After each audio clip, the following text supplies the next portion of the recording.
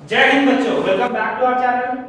हमारे 60 days series के next video में आज हम लोग देखेंगे ऑकरेंस ऑफ मेटल। इससे पहले हम लोगों ने देखा था मेटल्स एंड नॉन मेटल के प्रॉपर्टीज के बारे में। आज हम लोग देखेंगे एक्सट्रैक्शन ऑफ मेटल, मेटल को किस तरह से अर्थ के क्रस्ट से निकाला जाता है। तो सबसे पहले हम समझते हैं कि अर्थ क्रस्ट में मेटल किस फॉर्म में प्रेजेंट होता है, उसको हम लोग किन किन प्रोसेस से पास करने के बाद वो हमारे तक पहुंचता है। तो सबसे पहले समझते हैं हम लोग कि मिनरल और ओर में डिफरेंस क्या होता है। अर्थ हमारे अर्थ क्रस्ट में जो भी मेटल्स प्रेजेंट होते हैं या तो वो फ्री स्टेट में रहते हैं या तो वो कंपाउंड के फॉर्म में होते हैं। जो कुछ नॉन रिएक्टिव मेटल होते हैं जो भाई बहुत कम रिएक्टिव है वो अर्थ क्रस्ट में फ्री स्टेट में प्रेजेंट होते हैं, मतलब सिर्फ धूल मिट्टी पत्थर के साथ वो मिक्स रहते हैं। लेकिन जो रिएक्टिव मेटल होते हैं वो क्या करते हैं, अर्थ क्रस्ट में प्रेजेंट डिफरेंट कंपाउंड के साथ डिफरेंट एलिमेंट के साथ कंपाउंड बना देते हैं, उनको हम लोग क्या कहते हैं, मिनरल। ऐसे मेटल जिनके साथ और भी अलग अलग एलिमेंट्स और भी अलग अलग नॉन मेटल या फिर अदर थिंग्स मिले हुए हैं उसको हम लोग क्या बोलते हैं, मिनरल्स। वो कंपाउंड के फॉर्म में प्रेजेंट होते हैं, है ना। अब और क्या होता है, किसी भी मिनरल का कि कोई जैसे हम लोग कॉपर या फिर आयरन का एक्सट्रैक्शन कर रहे हैं उसके बहुत सारे अलग अलग टाइप के मिनरल्स होते हैं। उसका सल्फाइड हो सकता है, उसका कार्बोनेट हो सकता है और उसका ऑक्साइड के फॉर्म में वो प्रेजेंट करता है। लेकिन जिसको निकालने में सबसे कम खर्चा है, जिसमें हम लोग को सबसे ज्यादा एफिशिएंट अमाउंट में मेटल मिल जाए, उसको हम लोग क्या बोलते हैं, उस मेटल का ओर कहते हैं। ओर का मतलब क्या हुआ, जिसमें जिस मिनरल से हम लोग को मेटल इजीली जिस मिनरल से हम लोग को मेटल इजीली और चीपली मिल जा रहा है ना, उसे हम लोग क्या कहते हैं, उसको हम लोग कहते हैं ओर। ठीक है। अब जैसे कि यहाँ देख सकते हैं कि जितने मेटल हाईली रिएक्टिव होते हैं वो सारे क्या, उन सबको हम लोग एक्सट्रैक्शन कैसे करते हैं, इलेक्ट्रोलिसिस के प्रोसेस से करते हैं। और जो नॉन रिएक्टिव होते हैं, सबसे कम रिएक्टिव, वो फ्री स्टेट में हमें मिल जाते हैं। तो अब हम लोग देखेंगे कौन कौन सा प्रोसेसेस का यूज किया जाता है किसी भी मेटल को एक्सट्रैक्ट करने के लिए। तो यहाँ पे दिया हुआ है कि कंसंट्रेशन ऑफ ओर को कंसंट्रेट करने के बाद मेटल को जो भी हाईली रिएक्टिव मेटल होते हैं उन सबको इलेक्ट्रोलिसिस करके निकाला जाता है। जो लेस रिएक्टिव होते हैं, जिनका कोई जो बहुत कम रिएक्टिव होते हैं, उन सब मेटल को जनरली वो सल्फाइड के फॉर्म में प्रेजेंट होते हैं। तो उनका रोस्टिंग क्या होता है, रोस्टिंग करना मतलब क्या, उसको ऑक्साइड में कन्वर्ट करके फिर उसको रिड्यूस करके उससे मेटल ऑब्टेन किया जाता है। जो मीडियम रिएक्टिविटी के मेटल्स होते हैं या तो वो कार्बोनेट और या तो वो सल्फाइड और के फॉर्म में प्रेजेंट होते हैं। इनके साथ या तो कैल्सिनेशन या तो रोस्टिंग, इन दोनों प्रोसेस के साथ क्या, उसको ऑक्सीडाइज किया जाता है, उसके बाद मेटल का रिडक्शन करके हमें प्योर मेटल ऑब्टेन हो जाता है। तो हम लोग सबसे पहले देखते हैं कौन कौन सा प्रोसेसेस का यूज किया जाता है मेटल को एक्सट्रैक्ट करने के लिए। सबसे पहले मेटल को क्या किया जाता है, क्रश एंड ग्राइंड, मतलब मेटल को अच्छे से जो भी रॉक फॉर्म में हुआ है उसको क्रश करके उसका पाउडर फॉर्म बना लिया जाता है। उसके बाद क्या इनरिचमेंट किया जाता है उसका, मतलब उसे उसमें से कंसंट्रेटेड मेटल को बाहर निकाला जाता है, उस पार्ट को अच्छे से बाहर निकाला जिसमें कि हाई अमाउंट ऑफ मेटल है ना। उसके बाद क्या, extraction of metal, extraction of metal concentrated ore में से मेटल को एक्सट्रैक्ट करना।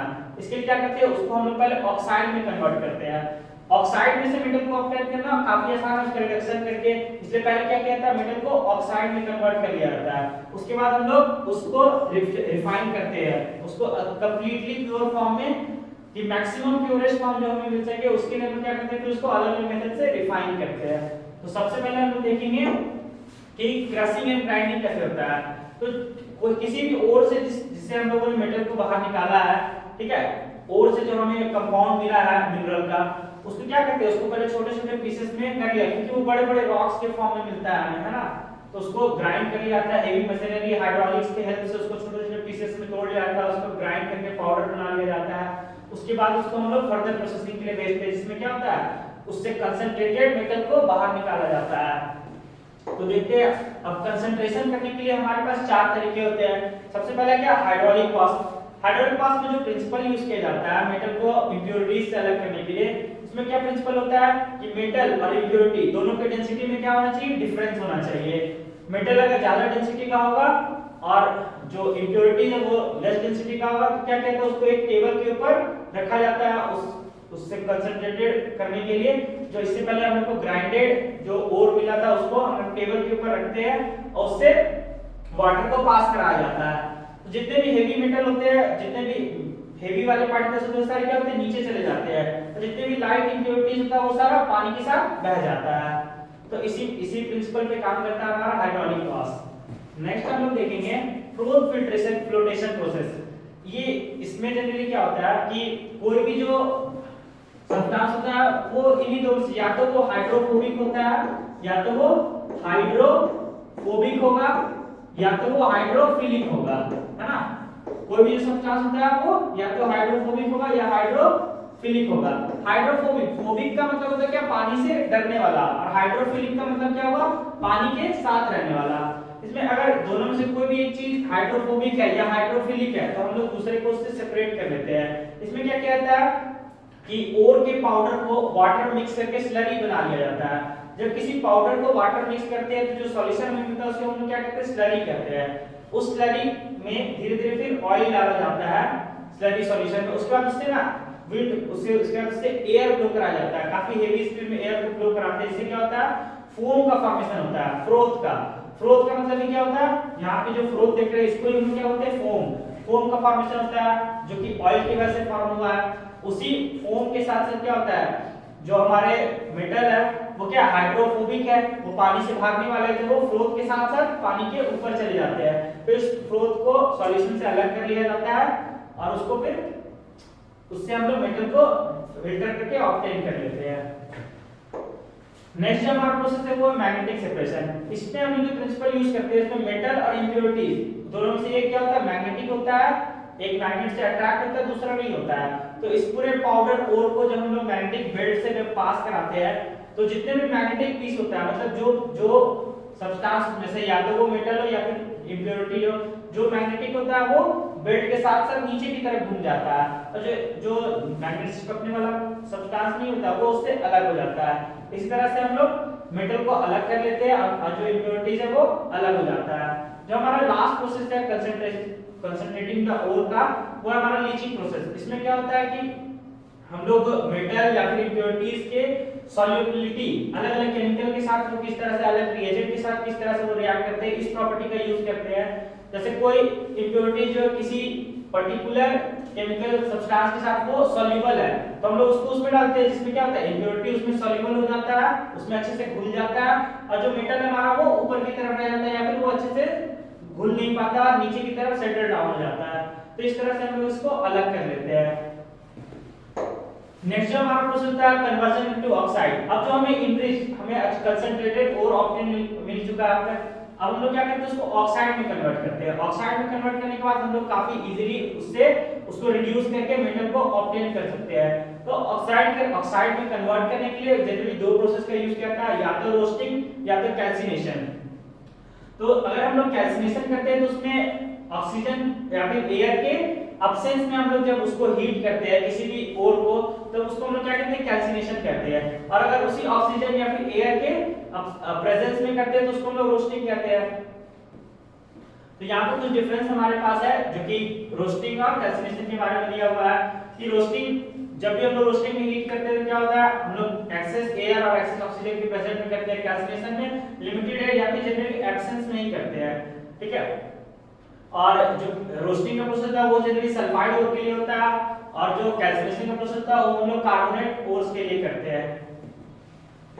नेक्स्ट हम लोग देखेंगे, आप जब हमें यहाँ पे क्या मिल गया, कंसंट्रेटेड ओर मिल गया, उसको हम लोगों ने ऑक्साइड में कन्वर्ट कर लिया, उसको रिड्यूस करके रिडक्शन प्रोसेस के साथ हम लोगों ने उसको रिड्यूस करके मेटल को ऑब्टेन कर दिया। अब हम लोग उसको मैक्सिमम लेवल तक उसको प्यूरिफाई करने के लिए उसको रिफाइनिंग करते हैं।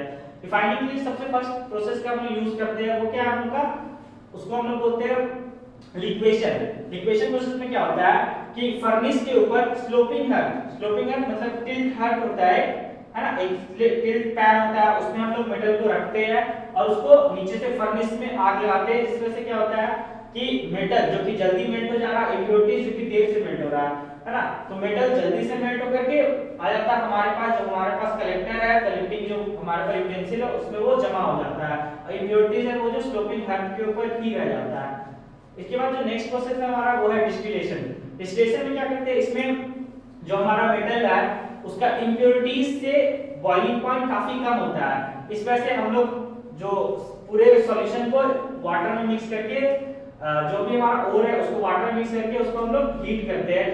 और कब कितना हीट करते हैं, उस मेटल के बॉइलिंग पॉइंट से थोड़ा सा ज्यादा बस हीट करते हैं, है ना। उससे क्या होता है कि जो हमारा मेटल है वो इवापोरेट होकर के ऊपर की तरफ उठना स्टार्ट होता है, इम्प्योरिटीज अभी भी नीचे है क्योंकि वो अपने बॉइलिंग पॉइंट तक नहीं पहुंचा है। और फिर उसी जो इवापोरेटेड एयर है उसको हम लोग कलेक्ट करके दूसरे बीकर में कंडेंस करके उसको जमा कर लेते हैं। तो इस डिस्टिलेशन प्रोसेस से हमारा मेटल हमें मिल जाता है।